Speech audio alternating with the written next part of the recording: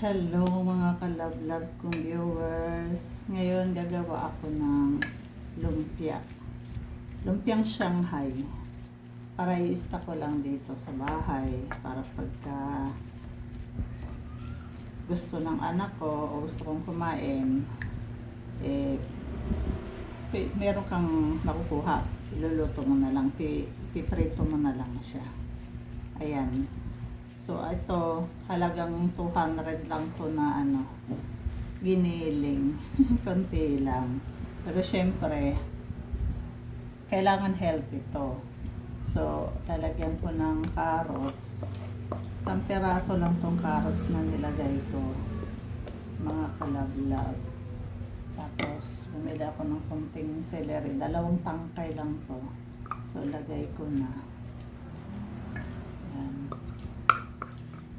Minsan pag gumawa ako nito, mas maraming gulay kaysa sa karne. Pero ngayon, hindi ko alam kung mas marami ba yung Ayan. Since meron naman akong patatas, so nilagay ko na, lalagay ko. Ay 2 pirasong maliit na patatas, ilagay ko na. Ayan. Siyempre, hindi mawawala yung malunggay.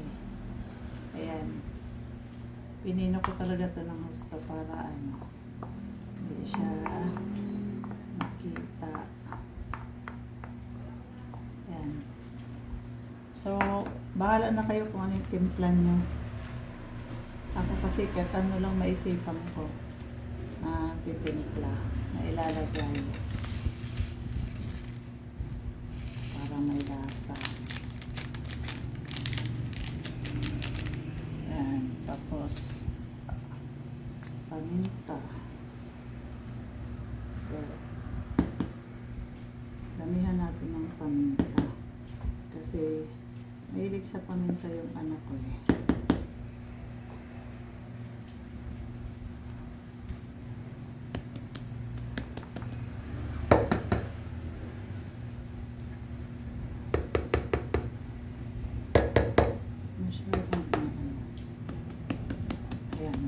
Para may konting kick ng anghang galing sa paminta. Tapos lalagyan natin ng isang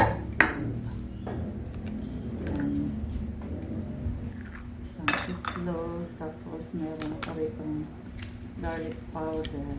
Oh, pabukas kasi yung aking electric pan pala.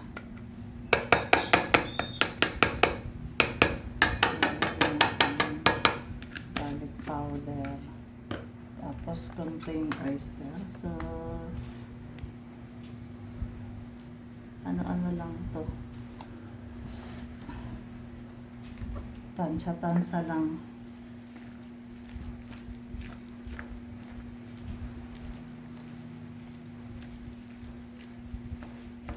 Yan. Siyempre,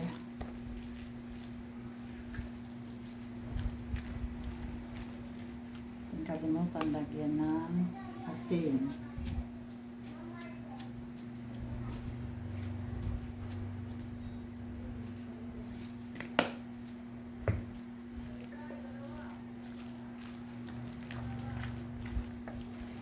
Yan.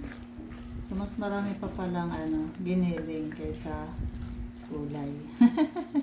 First time kong gumawa na maraming giniling kaysa gulay. Yan, haluin natin itong maigi. Kamayin na lang natin. Para talagang siya.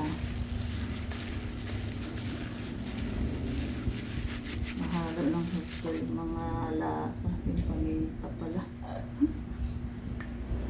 Mahangin kasi. Ayan. Malinis po yung ko. Mesa ko.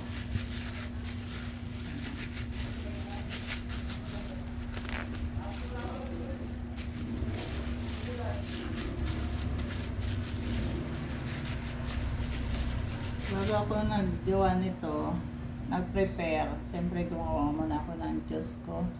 Yung malunggay ko na juice, malunggay, carrots lang po at saka isang saging.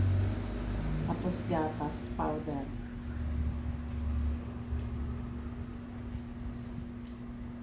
Everyday gumagawa ako nito. Isang ganito lang baso araw-araw. Meron kasi akong iniinda kaya mga isang linggo mahigit ko na tong iniinom kaya parang pakiramdam ko merong nagbago. Kaya lang, matakot ako baka malakas sa kuryente. Wala tayong pambayad. Ganito lang. Tapos,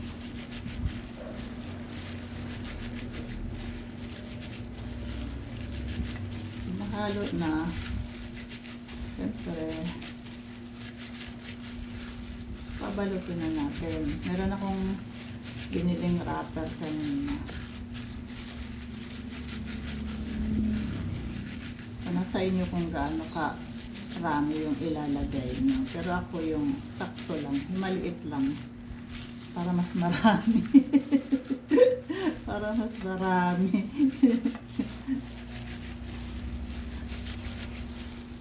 Ayan na, diba hindi naman masyadong kita yung yung tag dito, yung malunggay kasi nilagyan ko ng celery. Diba? Parang akala mo celery lang din. So, importante kasi sa akin yung malunggay kasi marami kang vitamins na maukuha din.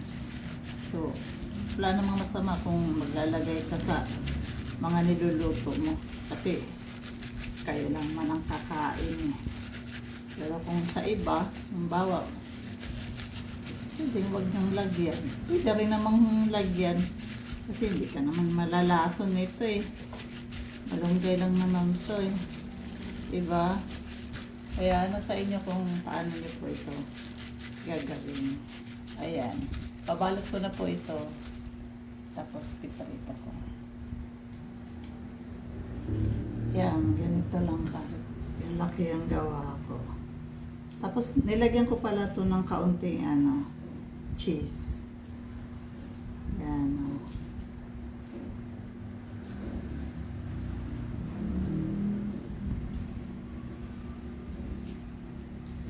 Ganito lang. Ulitin lang natin.